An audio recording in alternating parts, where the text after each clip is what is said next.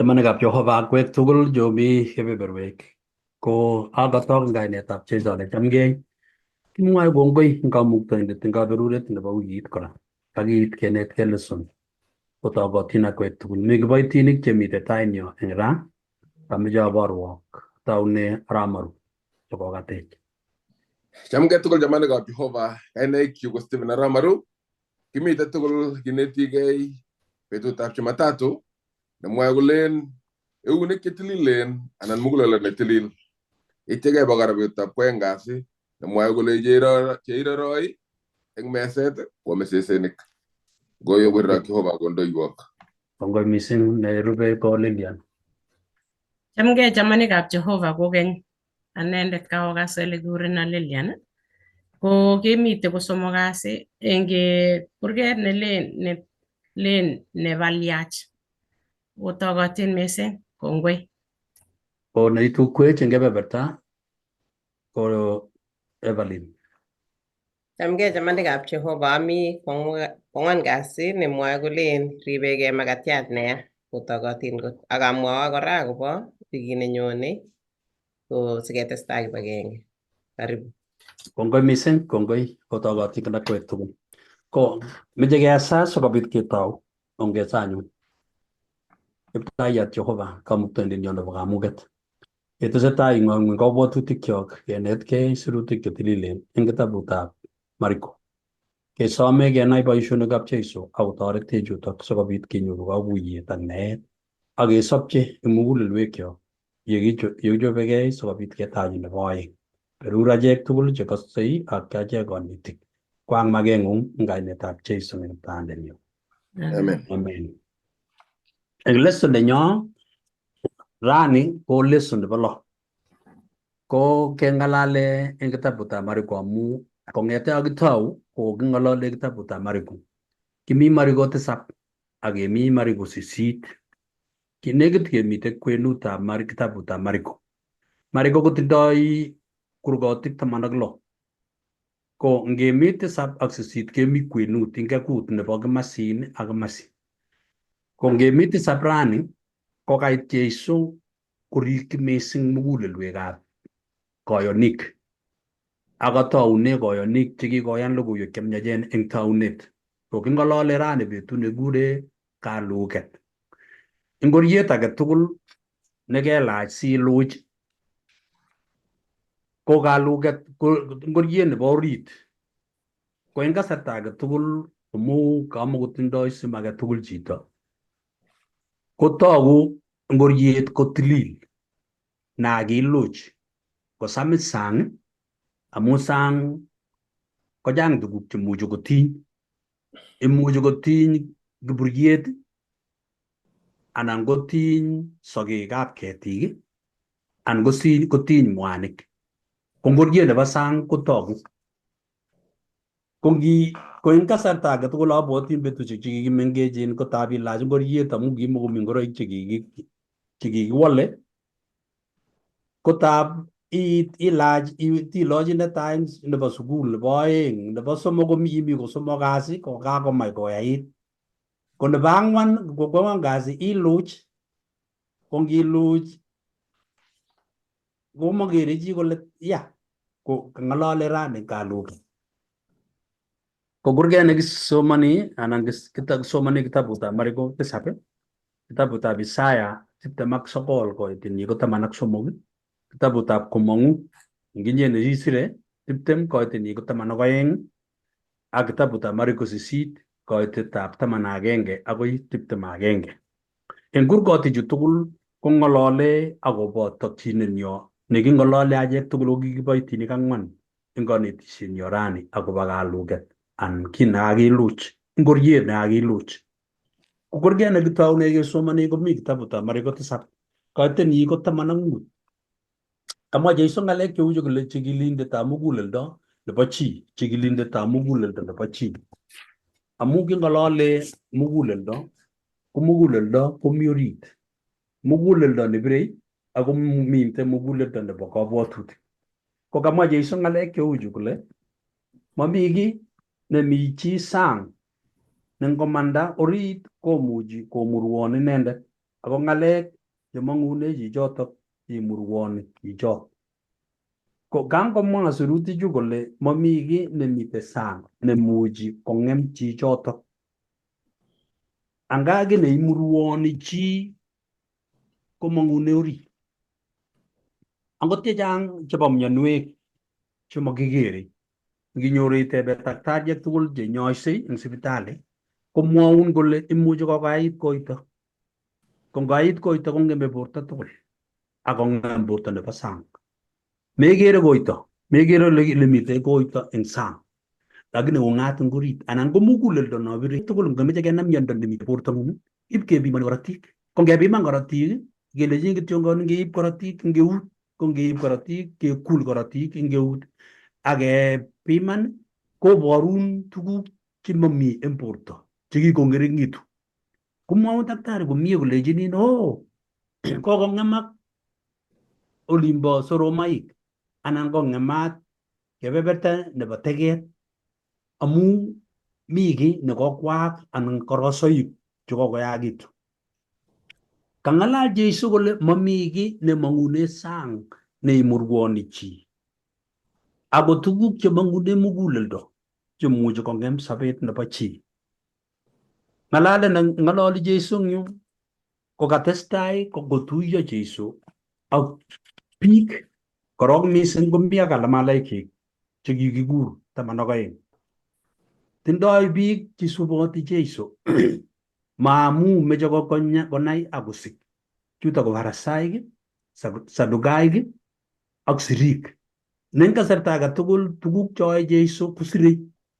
Tuguk choe Jeiso kokere ng'atutik chekikisir eng Musa ak ng'atutik chekibo arurutiet neos ak ng'atutikab Jehova 10.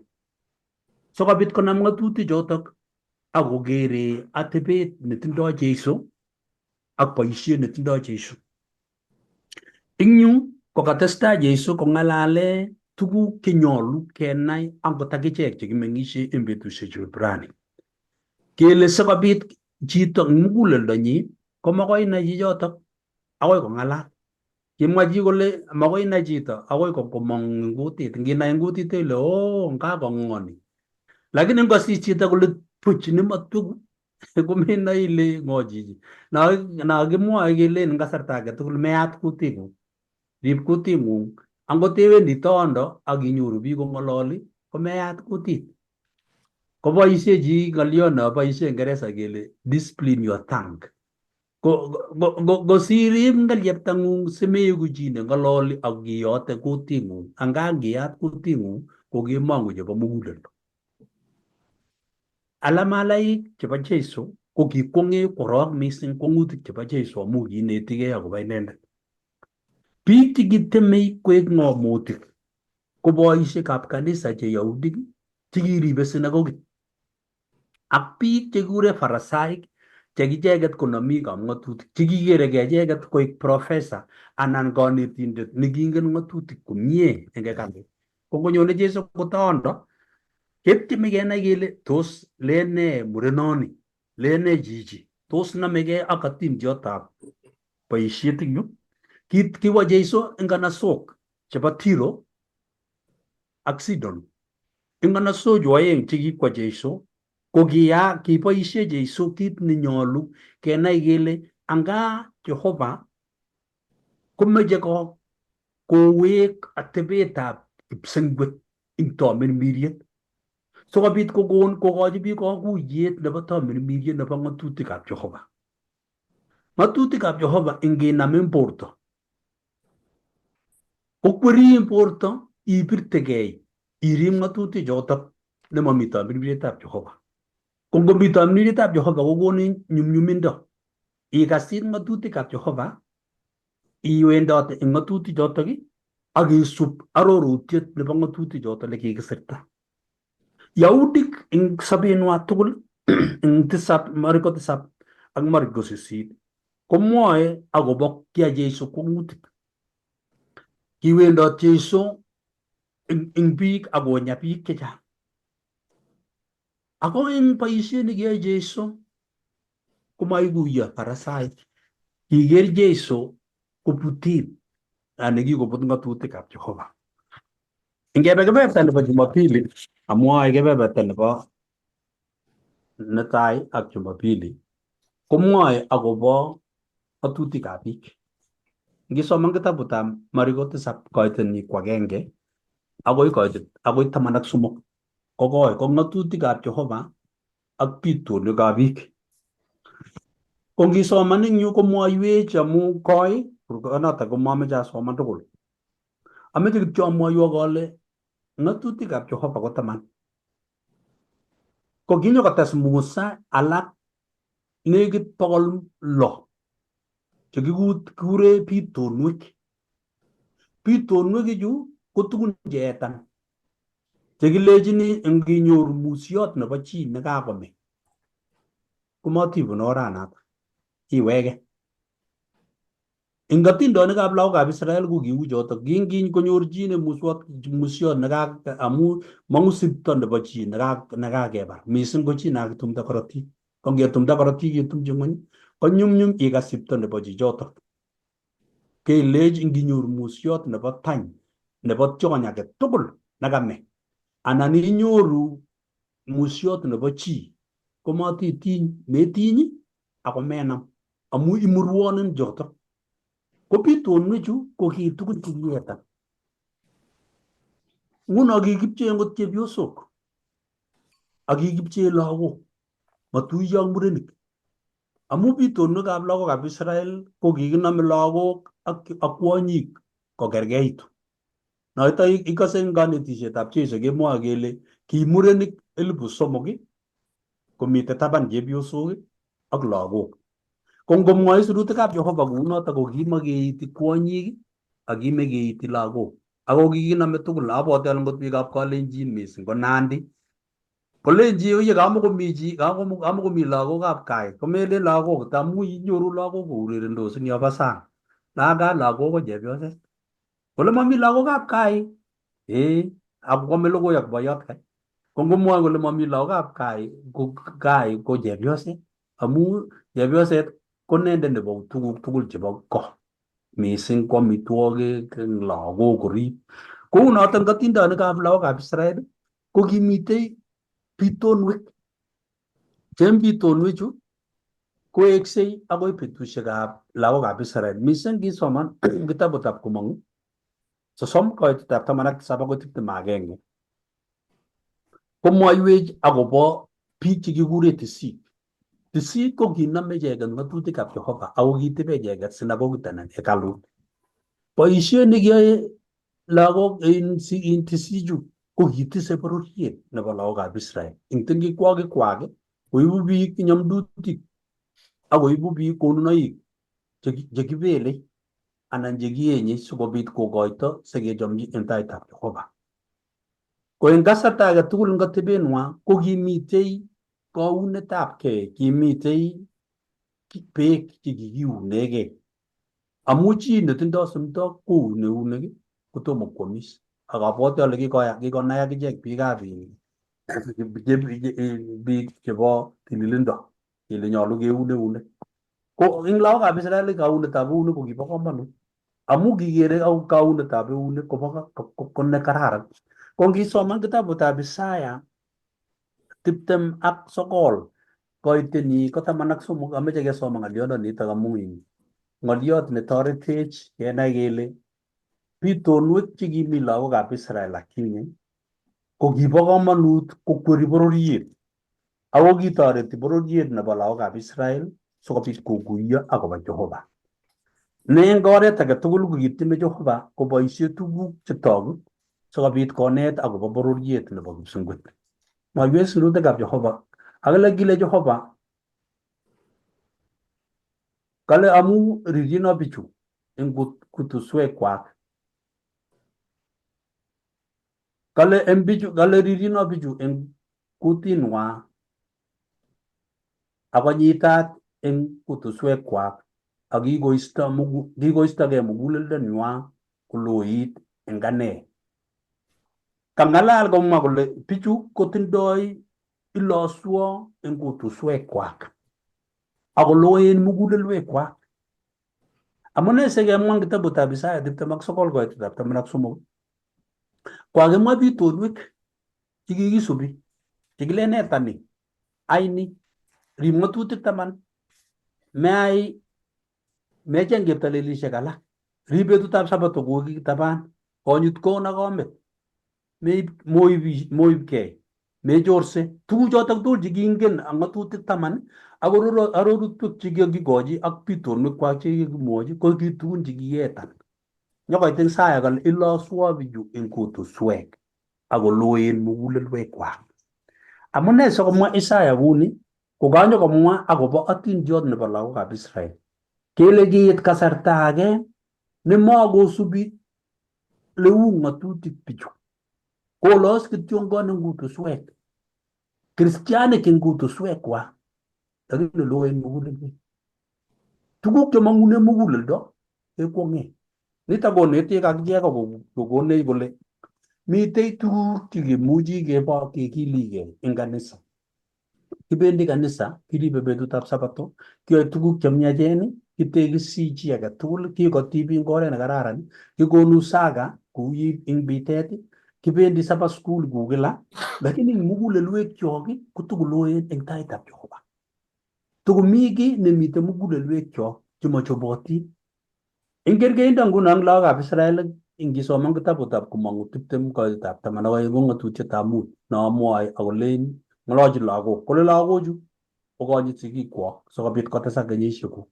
Ko ngomwoe sirutikab Jehova kole konyit kon ak komit sikobit kotesak kenyisiekuk, kale imuchi irib sigik, iyai tuguk tugul chemokotin irib sigichotok, ako meneti icheket konai akobo tilyandit nenywa ak Jehova.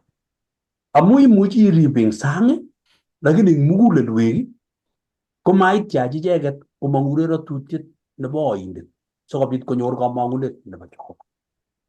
Kamwoiwech sirutichu komie kole nyolu kekuye kit nekiyaak eng Parasai, amu icheket ko ki biik chekikanye eng kutuswek, biik cheribe ng'atutikab Jehova komie, lakini loen mugulelwek. Ame sikomwoiwech kanetik alake eng yumbo tai kele ne nemang'une muguleldo age eng chito. Amu makoi inai chito akoi ilechi ikerit ilechi. Ko ngikerit agenge chito kole makoi isiweku nebo basit. Ng'oliot newirenen ibwototi akoi akile ibwo kamwoe ne kalya masis anan ityech chito keldo ilechi. Ko ng'oliot newirenen inoe ile anga koune chi. Kemi kibagenge ketepche kibagenge ak kekiligei eng kanisa kebwone nyekeyoe Sabbath school kesomoni lesson kekase amdaet twa sikero. Ko ngitwa chito itwa boiyotab kanisa anan itwa pastor anan itwa kandoindetab chepyosok sikowir ng'alek, kale chemite muguleldo ko nakamwa kole eng bitonwekab biik imuchi irib bitonwek cheu chekikiser eng sirutik, lakini muguleldo ko ilo eng taitab Jehova. So kanetisienyo rani nebo wikini eng kebeberta netai ak nebo Jumapili ko kakosisin kole mi tuguk chekure bitonwek.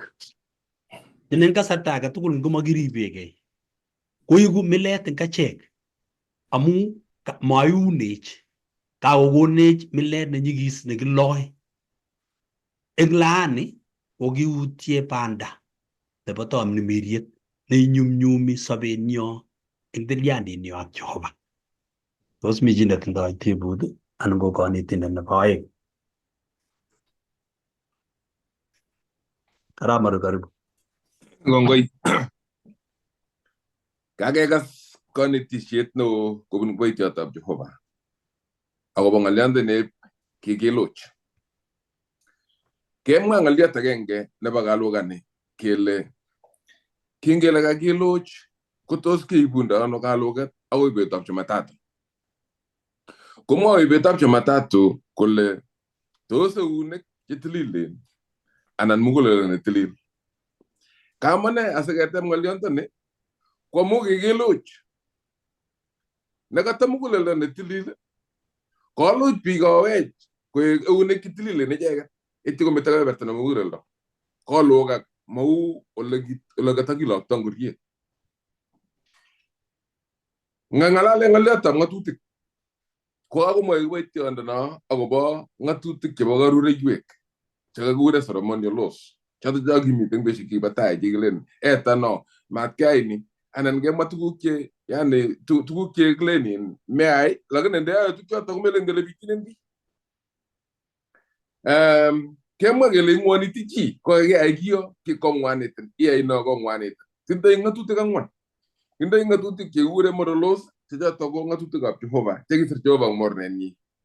Kitinda ngatutik jute gure ceremonial laws ke ba garure yuek. Kitinde ya nyongara ngatutik ke ba emet. Jadi be emet agende ngatutik ba jametab ke. Enyo ke ngalale agba mitwag. Ko ngalala mitwag ke tinya ngatutik ke ba jametab ke. Na tamne siga so ngalalo golen kita ne wendi oridi tab kito kome ngwani tiji not. Amu kita ne wendi oridi ngung komdit. Ko ke ngalale ngatutik ke ba jametab ke. Nene amito ke nene ngatutik ke ba mitwag held the laws. Nengiro kumanya kawal cheiso ngatutik jotok ke ista ke lajija amu kimeji chametab ke no bajita ko testaba Iran. Awat ganeti shit neneti kanisa ni ana Seventh Adventist. Ko ngalale ngaliatab chametab ke ngatutik ke ba amitwag ke tonondos akoy ko ege cheiso. Igni tagi ke ngaliatab paresai ju siriga paresai. Sige ngalale ako gimit ngaliatab kaunetab eunek kosir kaunetab muguleldo. Engyo igere gile kinge amishe enga kasarta negibo pasiriak paresai. Ko ginyalo giune ut ep kai tikiet. Kama diaru ni sashati kabisa asu giune ut ka giun ka pesa go trilit amagti nyagi amagi amis. Kia mune asege mwa kele lasa magiune ut siriak paresai. Kwa mugi tigele ut nga ba ishie nega geti nyagot kenam dik yo bro yoshik ko ga ko ngwani te uni singana mami ngana uni amitwog age ama mitwog ip ko ngwani na mitwog amu aga na me uni ke na me yo bro yoshik ko ngwani ti chito agot ngoriti ni enga batenwa ak ngane ti shenwa ne gitindo kane ti sheta bitonwe chemati nyegei ak poriyeta psongot amati nyegak sarune. Konya ngalenda ni asnagale eng Matayo ngne marigo tesap kaiten ne gata manangmu oma gale mami ge ne mi jisang ne ngori ni ko muju go ngwani tenende nata mune se ngala mi toge kala tuku ke mamune chi ko joto ke ngwani tiji chang de butik ak kone t-shirt ne bataban eng suruten ketebegele tos ngalionda ni ko ishay kone t-shirt ab Seventh Adventist ne moy agoba mi to ke nyalo gama amungi ga speak jang ko moy go lenin jiga go tiril Jehova ko agam ko mati ruak ya mati ngalalji magir wakine wa mi to ngalali aw bangalia tap jametat ke ne ngiro agoba kone t-shirt no tag ko ginyo ko ngatu sirigat paresai ko ger ko baka manut ngaliatab kaunetab eunek ko istaetab ruoninda ak ko utie ngaliatab kajundaetab tengekto engoretab oretab tisenatet negimita agot meshiki batay jigiboishe tisishet kalengyo ngengalale agoba ngaliatab kine mitasang ko koma memruoni chingorini ko gale kimoe Jeiso agoba mitwogik ago kimoe agoba tiliandit ne miten kwenutab biik ak Jehova kimoe agoba kanetisosiekab bitonwek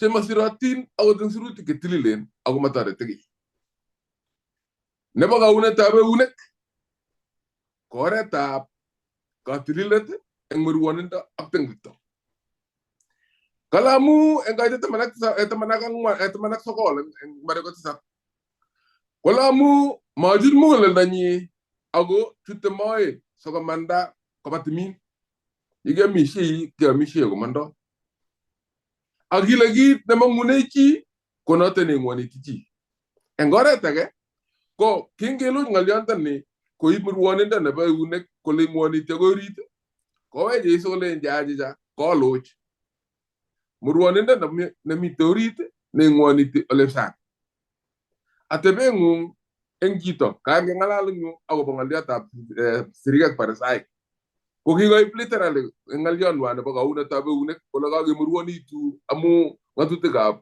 garure yue kelen ngwani to ga nam gena ngwan ke kigiti piga boro dio shugo ngwani ko ngename ko ga isi ngwani da nguna gu ko ngema mi to ga mai una gi ko ga ko ngwani mu da mu ago yori tungu ko enyu ko getem go bor keiso ko lenti ma jotto kone ti siet na man amu inyendet ne nyalu not iger agel ti torita mugula dango nyalu not inaile tos une ga botugu en kitab ko pwen nyalu not inaile tos kita ne magren gupsen got ai ne torore Jehova en ngatu tetap ka muktenet ko tos ne iyo not amuna to ne tai ne nyalu not itililorita sabe ngung nyalu not ti ai ge ne nyalu not igo di gupsen got ko boy orita mugula dango asoko bi kita na mangune mulel do ko togang sang ko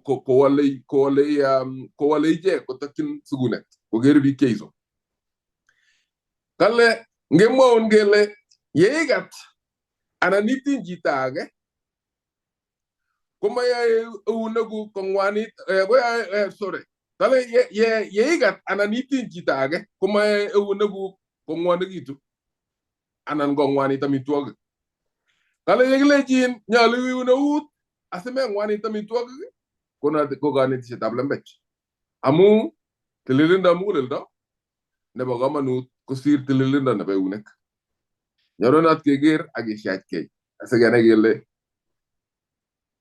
oritit korok semagi un go bet parak agu ngoritin yo ko murwan kala ipwa eng siriak paresaik kala je uni ko gombe ngwong parak kala go ngrit kala go nyita sumto kala ogargey agreri shek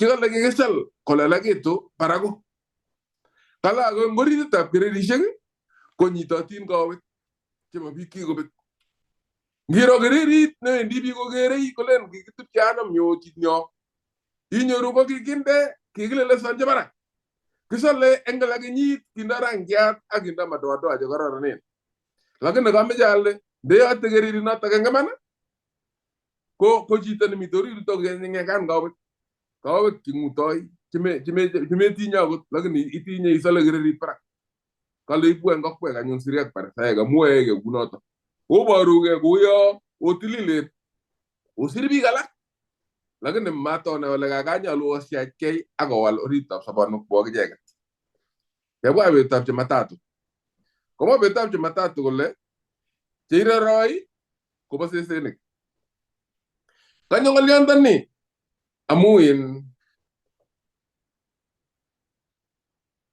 la goju la israelia siriju ak paresai ko to go gere ga gara ko ije ke nyol not kyoji ke bertana batai ne ba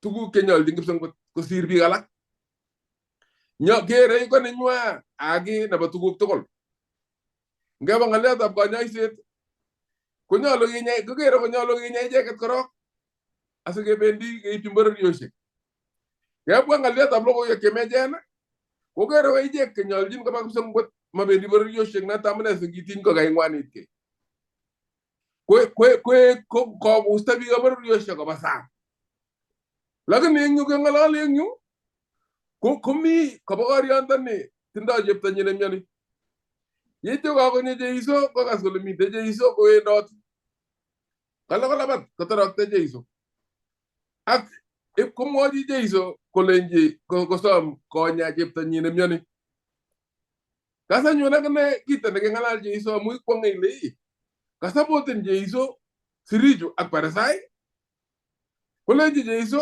kale ngadi tepte matisap ngadi matisap tepte matisap kole agile nyinendet ingo bi yang salago korok amu manyalo ganam am ditab lagoge agewirchi sesenik kalenji Jeiso in kagure sesenik kebyo sana kolenji gawirchi sesenik ganyalo abay lago korok gawirchi nin sesenik kebyo sana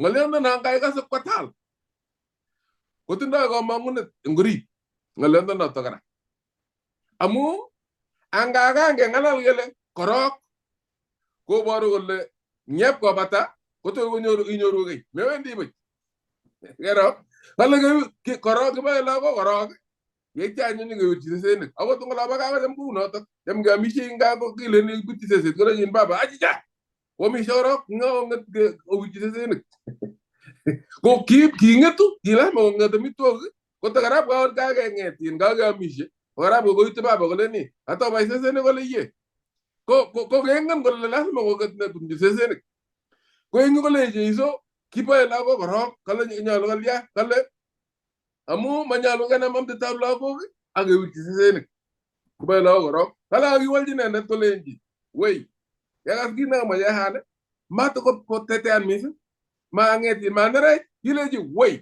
nges ngaliano mo suru to gan ko kala ji wey ati lenji wey gipta yandani ago sesenik ko mey engurere tab meset ami togi teira roy de balago ami jiger ga net de bunu orit na baje bi hanata nenga kerebi ami togi jamdi ko gere ne orit tab sabonda ni aga net ngeiso nenga kerebi ami togi parag te ami togi kigame ko gere ba isione kege Jeiso kigi nyolo ko ji kabo gari andan ami jiger ga net netin tunda je bi osane amu ngele ba mi to lago ko ma mi ko me lago am te piga share ki weri mnyet e ponga kitegen aso bunchi sense ko en je bi osane kolle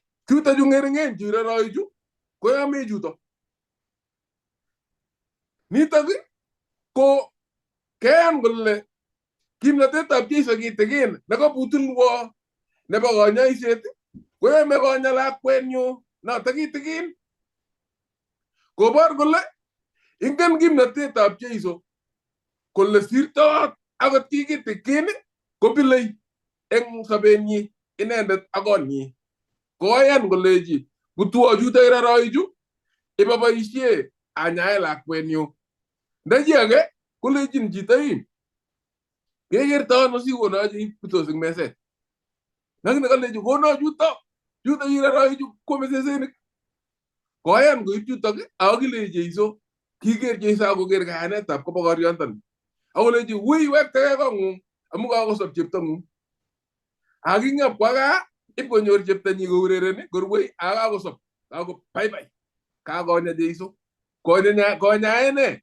ko nya ye ira roi en mese kimna te tab Jeiso ga tia awa tia ga ne tab ko bagor yantan ne gira ga ne amato gora mi tog higer ki ne ga bu ye tigi ne Jeiso kolle kaga tinda Jeiso gimna tet ne ba ko umbi tugul ko yigi tagenge mago mi yawutigi amago mi yunanege ago tugulle ko gigi tagenge akwe tab Jehova ne nyal jine ke nyoru sarunet en kebagenge en Jeiso kina tesay anangone tebe Amaron gates asoman kita buta paliwanai ka ko ba tu ke mi mugulala ko ba ka manutamu mugulala na bire ko mi mugulala na ba ka patutik nang ko petya ka patutik yo gua pusana ke pusake ngegeren gele oye anguma leteti amunga lalutigu na jita ngalale ko ngalal jita igere le ngom igata ko moabi ko lang gochong ngom man ko wager ngalek chen ngalali kotindo konamegei ak ng'omnotet amu ng'omnotet kobo muguleldo nebo orit. Kong'alal chito ng'alek chemalitet chekauyo kabusen akoberberin inae ngot ile oye chichi ango mabo iman. Ko kale sirutikab Jehova eng kitabutab Kalewonaik 4:23 kale rib muguleldong'ung eng kakiletabgei amu mang'une kong'ikab beekab sobon. Kameche aib ng'olyo nekale rib muguleldong'ung eng kakiletabgei neiboru kele angot chekororonen, angot biik chelitit, angot biik cheikere ile ng'omen, imeche irib muguleldo, meker muguleldong'ung ibitororgei mising ile amu kikoberurin Jehova, kesoman mogoriot, itindoi tuguk chekororon, kikonu boisionikab kanisa, inye keker eng kanisa kitienengei, ikonu saka, ikonu sadaka, iribe ng'atutik kabisa, ibos kanisa, ibos 7 day, iribe ng'atutik 10. Lakini kale sirutikab Jehova rib, ikilgei kabisa irib muguleldo amu yotok komi kong'ik. Kong'ik chutok ko kong'ikab sobon. Kacham lakasirta kabisa sirindoni kale rib muguleldong'ung eng kakiletabgei amu mang'une kong'ikab beekab sobon. Anga kong'ik tugul chebo sobon cheimuchi ing'ololji chi kosob anan ing'ololji chi komyeit angot ko kosirgei kabanum. Ko ngiwe itindoi beekab sobon ibeku kanyoiset eng kaata. Ko kosirgei biik oeng'u makokatigei. Iwe bing'ololji bichotok ko kiib beekab sobon isob sobonwekab bichotok. Eng komonotok koketigei chito amu kakonyit sobet. Kakonech nitok cherset kenai kele anga mi tuguk chenyolu kerib kabisa kekilgei amu yutok yemite kong'ik. Kong'ik tugul chebo sobon. Ngot komi kong'ik chebo sobon ko muguleldo. Yotok le taune tuguk tugul chenyolu kerib. Kongoi. Kongoi boitiotab Jehova. Ameche atach nerubei. Kongoi mising ako eng kanetisiet nekakenyoru. Kongetestai eng yotok ikere ka ile kibendi kotesetai konamegei ak betut nebo kosomok kasi. Ketuitosi ak Jeiso. Kakeker kimnatetab Jeiso nekekochi akot chepyosana nailen chebucha akoyan kimnatetab Jeiso kole akot ndakono cheibutos cheame sesenik koyamo kora. Kakosob lakwenyi. Ketuiye ak Jeiso eng yu kotuitos ak chito neui nebaliach. Chito nebaliach anan ko ako kotimat itik. Ikere eng yu kele kanyokotuiyo ak Jeiso. Kanyo kenyorchini kurgetab mari ko 7 koite 31 akoi 37. Ameche kesoman sikekas ak kesir sibisoman kora. Kolen koitit 31, mari ko 7 koite 31 akoi 37 kolen akimanda kokeny eng tabanwekab Turo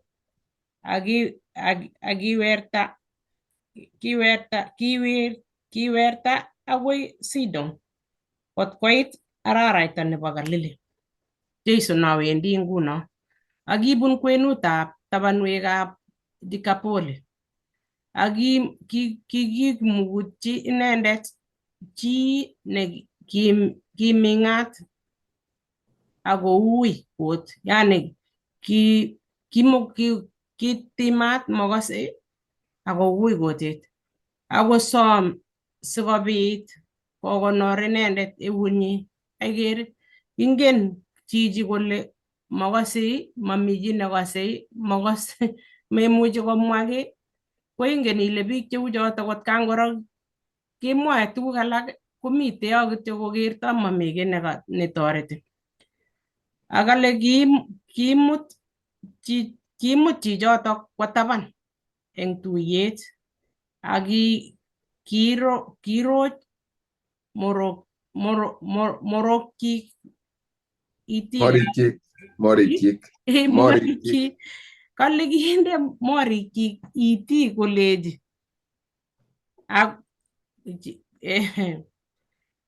itikab chichotok ak kong'utyi ak kotwa ngelyeptanyi ako koleji kotuku konde ngelyeptanyi ibwat si ibwat abwati ale daktari nemite huko abwati metinyi tepton chito neu ni Jeiso deka amutya tukundaun ngelyeptangu as akonyal kipsengwet konyal kipsengwet akobus kole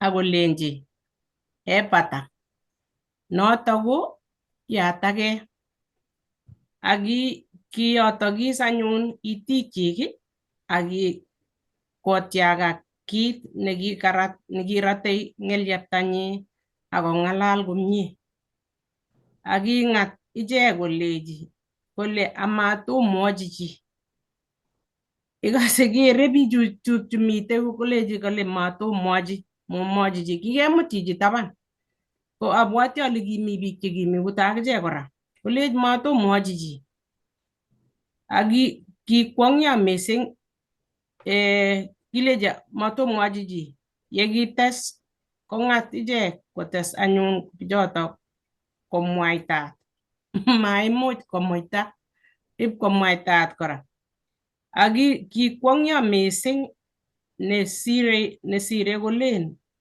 kakoyai tuguk tugul komie ikochin kokasta akot chemeng'otin akong'alal chenomotin kutit anyoru Jeiso kwae tuguk cheilen kaimut kwa chito taban yun mite biik yu komut kwa taban kakokasyi tuguk chekikakoim chichi memuchi kong'alal amamuchi kokas atyo konde siyokyi itik atyo konyal barak kipsengwet ko kalya sikwai Jeiso tuguchuto noilen ile tos ile oye kakwai tuguk che maimuchi chichi ikere eng yu tuguk cheilen ile kaai boisionik Jeiso chenyikisen kemut taban neinyoru Jeiso akot ndanye inyoru indegei ku chichoto mi bichu tugul lakini Jeiso konyonjinin akonde itik akong'utyi neikere ile kingong'utyi uo kang'et ng'elyeptanyi kikakoyam kotangus ng'elyeptanyi kotukende itik uo kinem temenik chekikakoker ko ngeker eng yu ikere ile akot ng'oliotab Jehova komi tuguk chekikoker itik kotko ngap iebe keng'ololi kesomoni akot bukuit mekose kotko mekose ako ng'elyeptang'ung kikoyam makomwoe ng'oliotab Jehova kikoyam koek tuguk alak chekimwoe kucho ing'ololi ko eng yu kaker kipsengwet Jeiso kingwoe boisionichu tugul ko ngaki Jeiso ko weritab Jehova netindoi kimnotet ikere Jeiso kinyal barak kipsengwet ako kenyal barak kipsengwet amu tiegei Jehova kokochi kimnotet neimuchi konyoise ako yekaibata kimwa ng'oliondono abwoti ale kutitab Yahudik kolechi yatage ko ikere akot chichi kakinya ko kikere tuguk chekayai Jeiso kangonyal barak kole ko ndemi yoto akinye ko akoi inyal barak ile akinye inai ile ki age tugul neimukakse kwa ategemeane kipsengwet anyal Jehova akosom kou yekiyoe Jeiso matiegei kimnotenyi katiegei kimnotetab Jehova kole akot ndomuchi ko Jehova namuchi mi tuguk eng yu chekenetech kale eng itik nemwoe kale kakotiny mi kitabut nekisir Ellen G. White nekikure The Desire of Ages kamwae kolen yani kamwae ko emphasize ng'alyo na kamwa kolen nakile kilya sikwai kounoto, yani kakoet boisiet mising ako kaiti kityo chekalechi akoti ng'elyepta kilya sikokale kimwa koun akoker kole kamatemukaksei koyoto kisiti anan ko ng'elyepta. Koker kole yani kingobus kounoto kole itik chekostoi ako yani kilen ma-acknowledgeni ng'oliotab Jehovah. Kauit chito ikunye awitu kotko makase amamwoitoi ko kaker Jeiso kole kalya ko ikere eng yu kwang'utik eng yu kora nekakesop chito Jeiso ikere ile kitegemeane mamite kiy netemene Jehovah koyochi chi. Imuchi kokone Jehovah kamuket. Kwanyun kora ikere ile kikonech Jehovah kamuket ki age tugul akokonech kora yani ilewen neilen ile ayani imwa eng kutitng'ung. Ikere ile eng yu kikikonech kamuket akot ngiweke kap Adam inyoru kap Adam no ilen ile kisikobutyo kap Adam ko amu eng ng'alek chekiibutyo amu kabwatutik amalewen. Kami ng'olyo nekamache autie akobo tuguk chebunu muguleldo nakatinye kakong'alale mwalimu eng yo. Kokale tuguk chebunu muguleldo nyo ko tuguk chewale sobenyo, ma amitwogik cho kakamwa yani kale amitwogik korektoe kole ngilugui akoi alak ipkomanda. Ko lakini tuguk chemang'une muguleldo amu kabwat ile ngibwat kito neimwoe ibwat ile wo kolionoti chichi. Kebwat muguleldo ile takituye tuwai amwachini nemalugui seset. Ikere nekakile kakiluch ketowe iluch ng'oliot nekamwa muguleldong'ung iwolchi chito.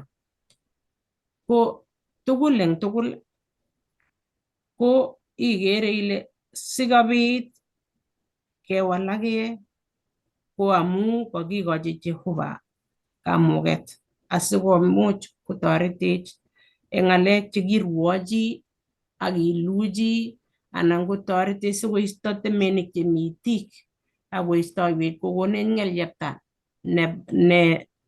neayep neimuchi kong'alal mauit kutinyo akobit yeimite olekeit imwaite ng'oliotab Jehovah amu ngap ikergei ile ane mamuchi amwa ng'oliondoni. Ituye chorweng'ung ilechigei amwochi acha tun betut age amwochi amu ikere kauit kuting'ung amu memuchi imwa. Ikeregei koi nyerat ako lakwet ngoi chi koo ile achicha mamuchi. Ikere boyondoni ko kimonikyo mamuchi ang'ololchi kauit kutit kolya lakini ngotiker kipsengwet akisom Jeiso kotoretin kemuchi mauekitu kutinyo mepolyoi maiku chi nepalyach akikose atya imwa kou nguno kinetchigei eng yu kibagenge ko ng'oliot nekaikas ako nekatinye akisoman Bible amu kakimwa kurgot isoman asimwochi biik alak. Ko asome ale ateb ale ne nekikikonin inye iboisie engikas anan imwa ne nekikokonin Jehovah tos kauit ne simeboisie kaberuronoto kikekonin. Ko atochi mwalimuinik kotesyi anan ko tony mwalimu nerube. Kebeberwekab chito komi kaboishe Bible kole mi ng'at komi ng'at kou yo nakanam kiitit amu makostoi chichi ko ngaitit ak ng'alalet ko agenge. Ko ngoboishe Jeiso le daktariek maunot makinyoi chito kounoto amu sakitiek chekekochin. Ni kakanam eut ak ng'ulek akemut chichi taban neiboru kole kimi kiy kosir kanyoiset nemeche kotoret Jeiso eng kamutetab taban nebo chichi. Komwa sirik alake kole amune sikomut taban ko korok netai ko kokuiyo chichi kole Jeiso ko ng'o. Nebo oeng ko konyor kayanet chichi koyan Jeiso inito. Nebo somok ko koyan kanyoiset keochi. Amu imuchi ibirut chito itit ilechi ak inam kelyepta ak imutchi korok netai ngimutchi chito kole kemutcho ng'alekuk meyoni. Mokoiyan. Tangaomutchi kelele ngimutchi kora sotuiyo ng'alekuk ak chichi iyebe banda neya kile kalyonote korok. Ako chito nebo kiptimatiat netimat ko kasarta nekoi ko kipchi kipnerekya. Kinai ile chi ne kiptimatia kouyo kesas ako nging'ololji kouyo memeche ko kikonde kabwatutik chik ak nautik chik kole kikewecho. Kergei ak chi nenwach. Nginyoru chi nenwach mateptepi nemining nenwach kole kometangoe amu wiru ng'alek kabisa cherlen amu korok len kikesasa anwach ako matindoi. So nguno kalyo nekameche amwa kityo eng yu ale kanyoisetab Jeiso ko kiek kiptubotoi nebo kanyoiset no ingen biik. Nakaboisie eunyi kotiny muguleldab sobondab chichi. Ako nebo oeng ko kotiny le ine nemite miondo. Amu kataune itik singakosop itit kotiakan ng'elyepta. Amu nga chito ko ki agenge kile kikichopto chito kikechop Jehova ko biik chekikosoman komwoe kole nginde nguno tami tuguk chindei itik kila kole konyumnyum kong'em ng'elyeptang'ung angot ng'alalet. Tami tuguk kikere nguno koroi kindoi simet nebo kila komeche tab koite kasarta nekimungchini. Amu ngitestai inde ilechi kole koite besho kong'em ngot ng'alalet. Tatikose kokaitorositu komaing'ololi komie. Ko nga kingen Jeiso kole kito neisobi chicho ko muguleldo ak kichobe Jeiso wainik chekichop Mungu tikitik chemitei kong'ete itit ak ng'elyepta. Ko nguno ole kinamta ng'elyepta kale sirik alake kinyam ng'elyepta kouyo karut. Karut itit korok kolechi kouyo kopol itit ko nebo oeng kitab korut itit ng'elyepta kolechi abwote ale kikwong'e chichi kakong'utyi korut itit.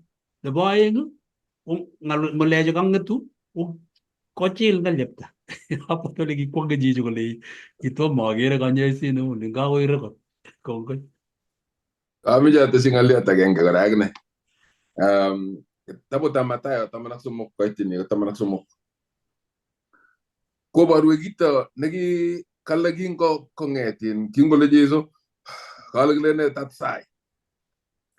Ko kale notok anyun ang'ololchini eng kalewenet amu nganda kertoi komakere kiy ak kostoi amakase kiy anan kokuyo. Akisuldaat eng ichek maonetab Isaiah nelen eng kaset okase ako mokuitosi akot kitikin. Ak eng keret okere ako mobestosi akot kitikin. Kale kingonam Jeiso akobus kabuset nakebus komelen kibus akobo chichi wendi konyoi. Kale kiwo metinyi akobwat akole ibwo kibit ng'olyo nakelen ibwo eng oritinyi kole ibwo eng ichek chetindoi itik ako makase. Ibwo eng ichek Chetindoi kutuswek cheng'olole amang'ololi kobaoriani akobo ng'oliondono. Kale ibu engachek. Ngot koborchingei chito komeche itit kokas asikobit koboisie kokas logoiwek chemechen. Ko engachek chekitindoi itik kolya asikelen kikose akamo kikose. Kiamdautik kikamdoiwech, kia kanetisosiek kikenyoru. Lakini eng oritinyo komakimeche akot kinde kochut oritab sobonwekyok itikyok logoiwechoto myachen. Kale amtit nekiamei keamchini sobondo, keamchini kobun konda, kiame kobun itik, kiamei eng oretab somanet ak kekose. Kale kitinye ng'aliotab maonotet nebo iman nekiyoe nemie orit kou tai neikwense. Kale yekikose ak yekilyon ak yekisomani, kale kesich keam amitet nebo oritab sobondo. Ibu engachek ngot komakikose ng'oliondono noto nekiwach Jeiso, matokorir akobo chichi sobi, lakini kirir akobo ichek chekostoi lakini makose. Kongoi. Kongoi mising eng kanetik chekakonetech. Kitesetai kora. Kitesetai kenoe kele Jeiso ko ng'o. Kikere kwang'utik tugul chekokwokis ako lesson tugul nemeche nitok tugul nekinetigei komeche koborwech kole Jeiso ko ng'o. Kikere kanyoiset nekakonyois nebo kwang'ut. Eng my department ko daktari ko contamination no. Amu kakinam ng'ulek akende itit kora ko kikonyoin Jeiso inendet nekiyoe kakamwa pastor kole kiyoe inendet kongen tuguk tugul. Ingen wainik tugul chekikonde borwek chuchoket akibo kwang'ut. Kongoi mising. Kibendi ketoroti lesson amite kwang'wan kasi akatoroti komut kasi ko kakimwa kele kwang'wan kasi komwoe kole ribegei makatiat neya. Makatiat neya anyun ko ne nemeche kenetkei eng yutok. Sikechop makatiat ko ne nemakat. Sikochobok makatiat ko makat mermerek ako makat unga. Ko biik chacham kochobe chapati anan kochobe mandasi kongen kole sikokut mandasi komong komie ko makatin mermerek. Kotos mermerek ko makatin eng makatiat neya ko katepto ano sikoyait. Sikoyait makatiat ko kabeni ako ngobo mi mermerek ko marahisi koyaitu makatiat mising.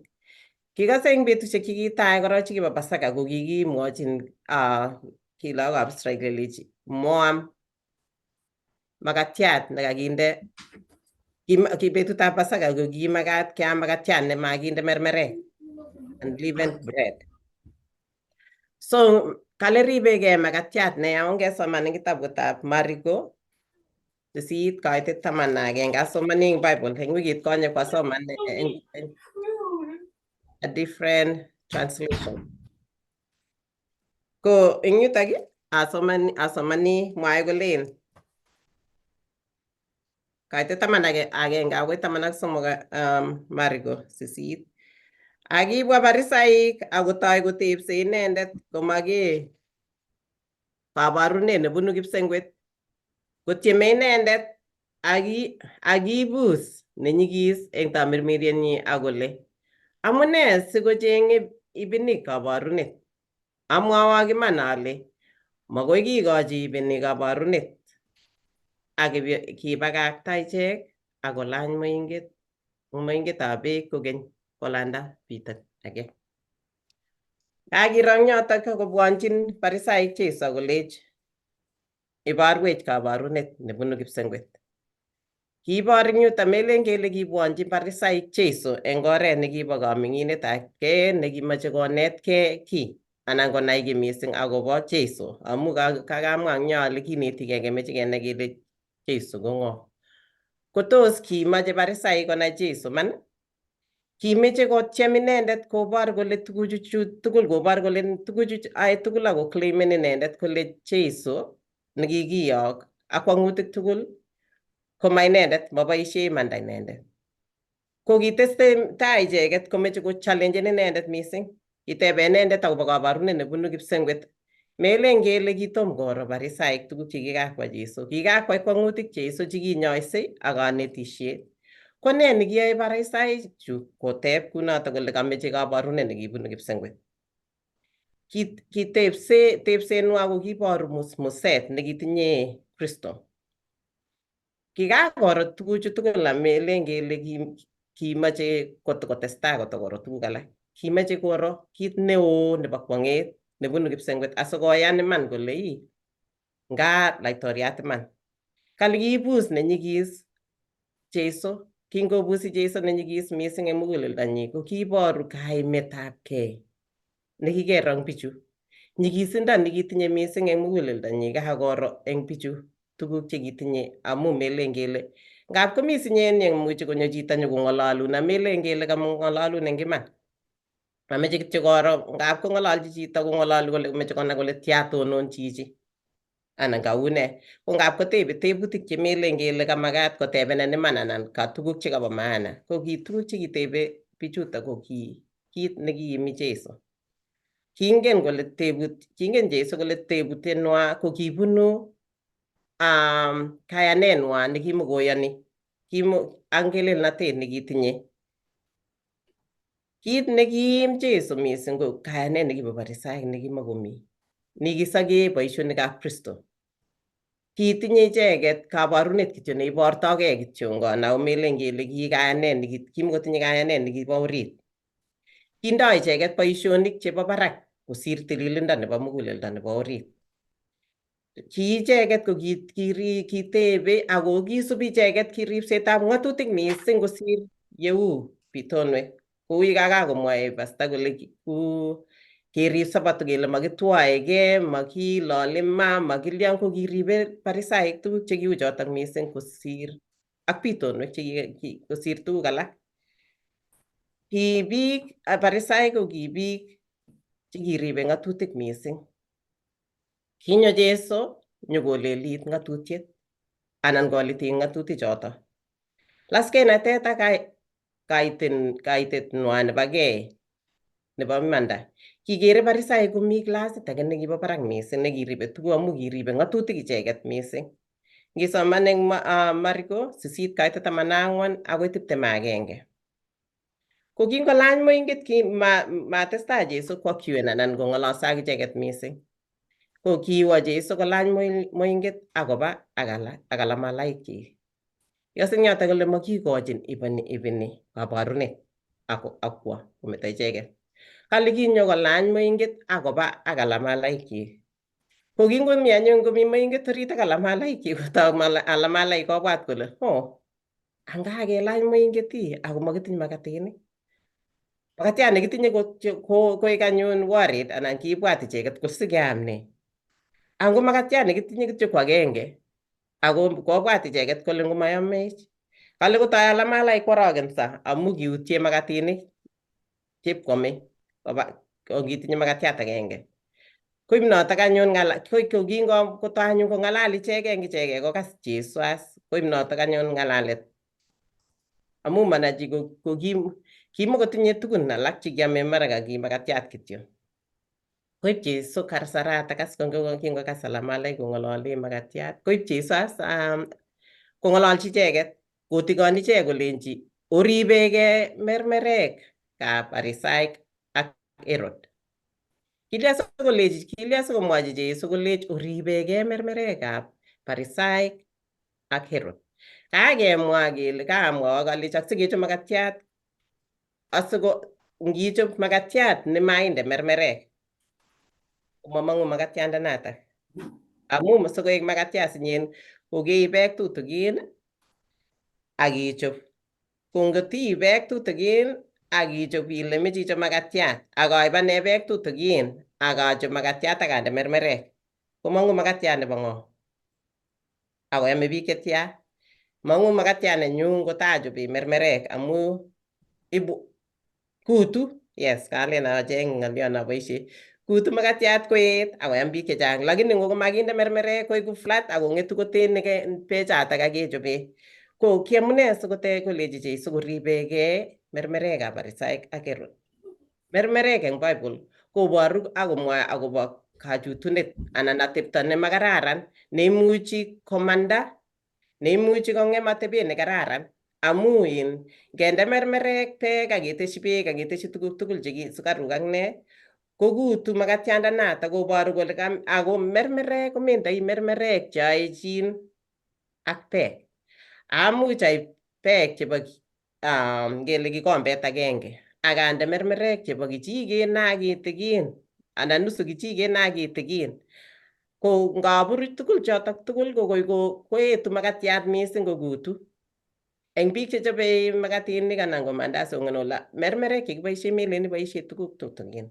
Ko kingomwochin Jeiso Lamalai kolecho ribegei mermerekab Farisaik ak Herod.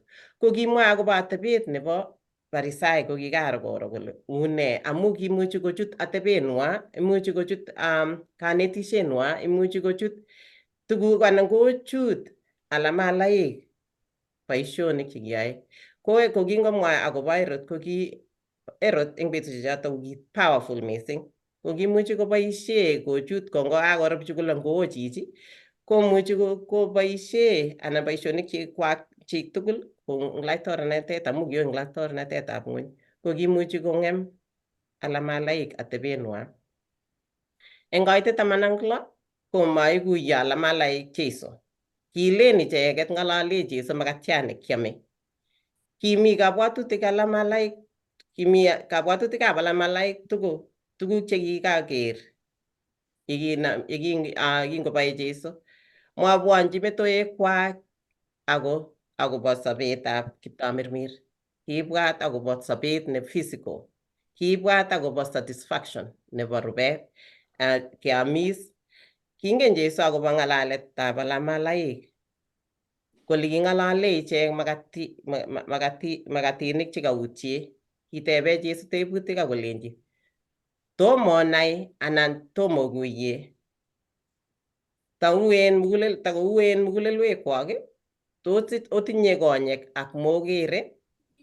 Tebutichu koboru kole kiborchin kerkong'et nekimwoe akobo nyalulnatetab sobetab Kiptamirmir nekibo kasubik eng arorutiet neos. Kibwotyi Jeiso akobo kwong'utik oeng yekingoboe Jeiso biik 5,000 koboe samakinik 2 ak makatinik. Yekingoboe biik 5,000 koboisie makatinik 5.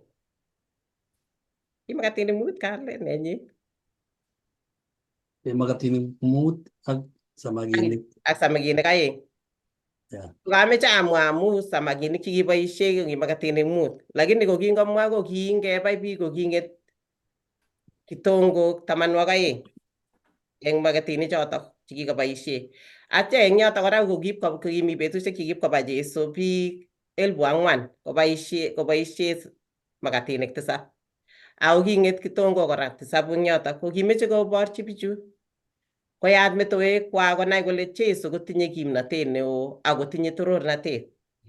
Kabendi sinyen ak Jeiso akakoro kole sikelianye amakitinye makatiat age, makatinik alak. Lakini ko kiyotyi kimeche koyat Jeiso metoekwak kingomwochi kobwotyi akobo kwong'utik chekikayai. Komwochi koborchi kole kinget kitongok eng makatinik chotok 5 ak makatinik 7 chekibae biik. Kokakobiyo biik kora kokim. Kale kimakyin Jeiso Alamalaik koker mising kosir tuguk chekikere akename.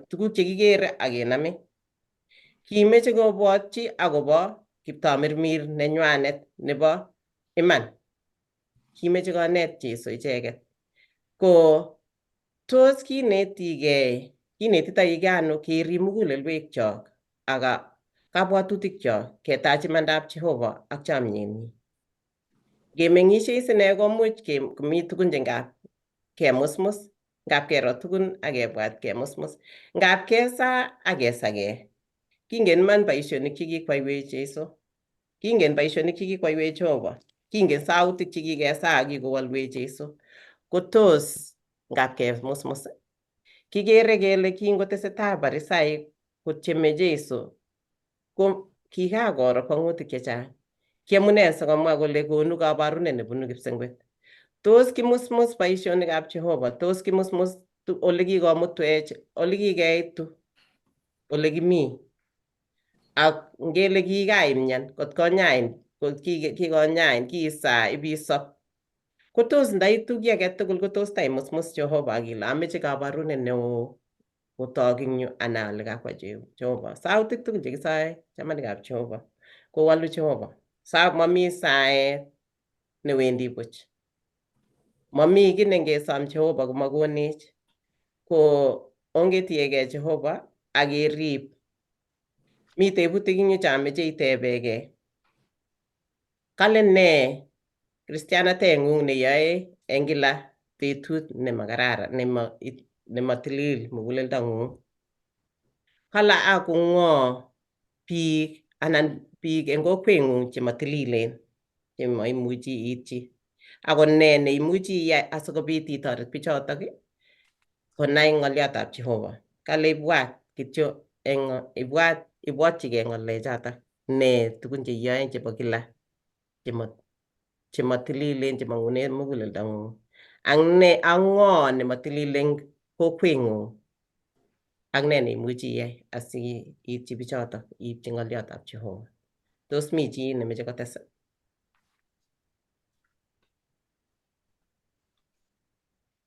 Ko ngomami awekwa kongoi mising amu kaotunenin akokas lesson akabwati ale kakoneta kiboitinichu kaokas aketesetai kenai kele ng'o Jeiso. Ko tos ng'o Jeiso nekainai eng betutab rani? Atocho kora eng wikit nenyone lesson nebo 7 nemwae kolen kineti kasubik kebeberta netai. Kineti kasubik kebeberta netai. Kotokotin kora kamakwa wikit nekararan akamakwa boisionik chekororonen yobendoti ak Kristo ak ngoberuro Kiptaiyat eng ng'alek chekaokes. Ko ngotko mami ng'alyo age tugul ko ongesa. Kamuktaindet Jehova nesobei koigeny. Kongoi Jehova nenyo amu kasari kaikonech. Kongoi amu imie, kongoi amu itoror. Kongoi amu inetech kenai mising akobo Jeiso. Konech asikobit komeny Jeiso sobonwekyok. Inyitech tamirmirieng'ung Jehova nenyo. Konech asikobit koek ng'alechu kakinetkei chetechech eng mugulelwekyok akowalech kobun orit. Asimakiker kityongon tuguk chebo barak kityo ako ngobun mugulelwekyok mieindo nebo Kristo. Kongoi Jehova nenyo amu ichamech. Eng tugul chekakokas lesson nebo rani, koiberur agenge eng icheket. Ingen magutikwak. Ingen chi tugul Jehova nekakas ng'oliondoni. Ingen inegei amu inyendet nekiyoech achek tugul ako ki lagokuk Jehova nenyo. Konech asikobit keeku lagokuk cheititootin chenyolchin baunatetab kipsengwet. Yetekemi ng'onyuni nebo tengek Jehova nenyo netokousei tengek kokonech ketelelse eng imandang'ung. Konech kebendate ak inye eng sait age tugul eng minitit age tugul. Amu yememi kobotech Kamuktaindet kocheng'e yoindet kasarta akocheng'e nafas eng sobenyo. Ako kisomin Jehova nenyo asikobit ituchech eng korotikab Kristo chekitartakei eng kimurtoiyot. Amu choto cheimuchi kotuchech achek tugul. Siyenyo yoindet kocheng'ech Kamuktaindet maimuch kokerech akoker torornateng'ung. Kongoi Baba amu ichamech akiribech. Ndoiwech akoi keit wikit nerube kora asikobit kinetkei ng'oliondeng'ung. Ngomakeng'ung keker wikinoto kora Jehova nenyo ketesetai akesome ikonech asikobit kenai akilosun akitororin amu itoror. Kongoi amu kaikaswech saenyo akiwolu kou miendong'ung. Amu kisoe eng kainet nebo Jeiso Kristo. Amen.